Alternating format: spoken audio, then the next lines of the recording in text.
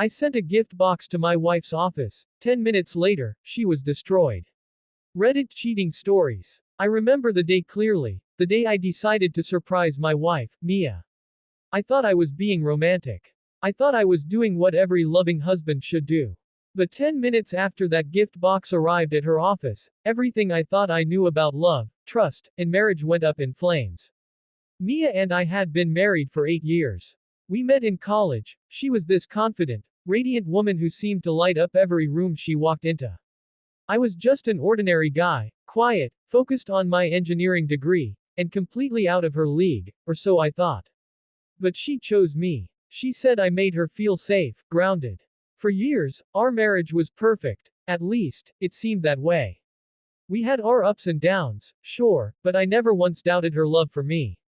Until, slowly, things started to change. It began with small things. She started working late more often, glued to her phone even during dinner, smiling at texts she wouldn't let me see. When I asked, she said it was just work stress, her boss being demanding. I believed her, because I wanted to. But the distance between us grew. Our conversations became short and dry. The woman who once couldn't go a day without hugging me became someone who barely looked at me. I tried everything, flowers, date nights, little notes. But nothing worked. And that's when the idea hit me, to send her something special at her office. Something that would remind her of the love we once shared.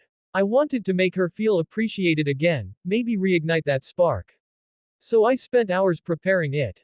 I got a beautiful white box, tied it with a red ribbon, and filled it with things that meant something to us. A photo of us from our honeymoon, a small heart pendant she once lost and I secretly replaced, and a note that said, "No matter how far we drift, I'll always find my way back to you." I even included a small box of her favorite chocolates and sent it through a delivery service.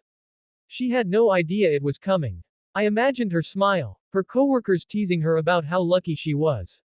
I even waited near my phone, hoping she'd call or text me something like, "You're the sweetest husband ever."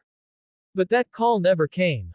10 minutes after the delivery confirmation arrived, I got a call, not from Mia, but from her best friend and coworker, Sarah. Her voice was shaky. "Ethan, you need to come here. Right now." My heart dropped. What happened? Is Mia okay? She hesitated. "Just, please, come." I rushed to her office. It was only a 20-minute drive, but it felt like an eternity. My hands were trembling on the steering wheel, a million scenarios running through my mind.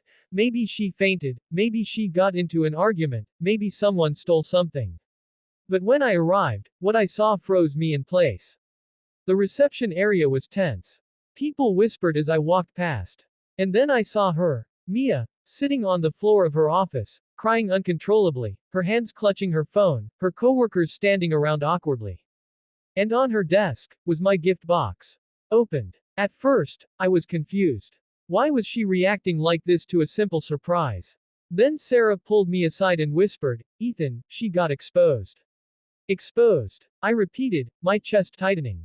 Sarah handed me a phone. On the screen was a video, one I'd never seen before. It was from the building's security camera feed, showing Mia and her boss, Daniel, in his car, kissing. My mind went blank. My throat went dry. Apparently, someone had anonymously emailed the video to the company, right after my gift arrived. Everyone in the office saw it. Her boss's wife had sent it to the staff, even to the company partners. And the timing, it made it seem like my gift had triggered it all. Mia looked up at me, tears streaming down her face. "Ethan, please, it's not what you think." But how could I believe that? The evidence was there, undeniable. "I thought you were working late because of him," I whispered. "But you were with him." She broke down completely, sobbing, grabbing my hand, begging me to listen. But I couldn't. Not anymore. I turned around and walked out, ignoring her cries. That walk through the office felt like miles, every pair of eyes watching, every whisper echoing in my ears. My heart felt like it was being crushed under 1,000 pounds of betrayal. The next few days were a blur. She tried calling, texting, showing up at home, but I couldn't face her. It wasn't just the cheating, it was the humiliation. Everyone at her office knew. Everyone knew I was the husband who sent a love gift to a woman who had already given her heart to another man. I later learned that her affair had been going on for months. Daniel was married, too. His wife had hired a private investigator and discovered everything, and the day she sent that video to the company just happened to be the same day I tried to do something loving. Life has a cruel sense of timing sometimes.